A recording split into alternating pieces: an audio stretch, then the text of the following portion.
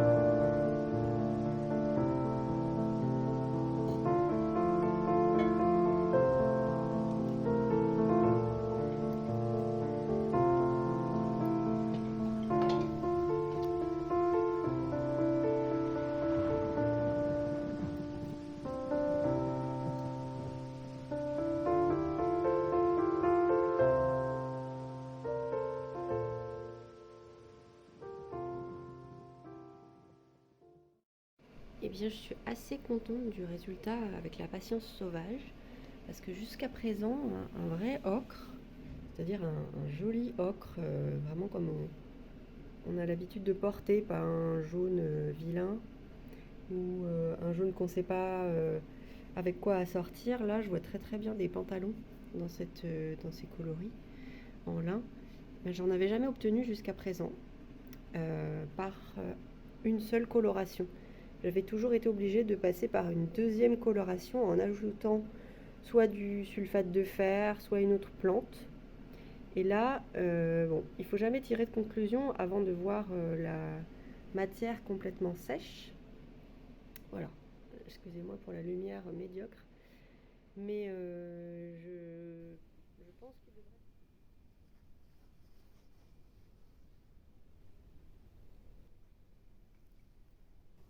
Allez, c'est parti.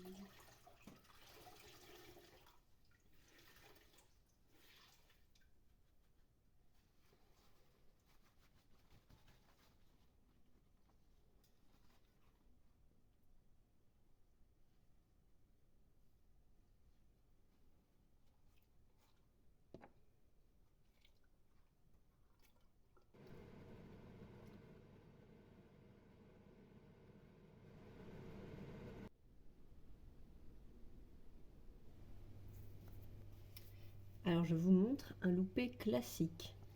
Ce petit haut, en soi, je l'ai eu d'occasion. Je vais pas me plaindre, la personne me l'a offert sur Vinted. Sauf que comme on ne connaît pas le passé du vêtement. On ne sait pas avec quoi la personne l'a lavé, on ne sait pas s'il a eu des taches qu'elle a essayé de détacher. Donc là, typiquement, on peut se douter que la personne a eu une tache et qu'elle a mis un produit, ou alors c'est du déodorant. Je peux pas deviner. Il y a aussi des petites traces noires.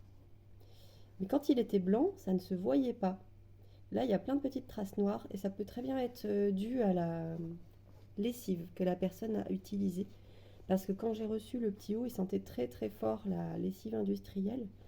Et souvent, il y a des cristaux de soude, des choses comme ça qui peuvent être utilisées. Donc bref, le haut, il est constellé du coup de petites taches.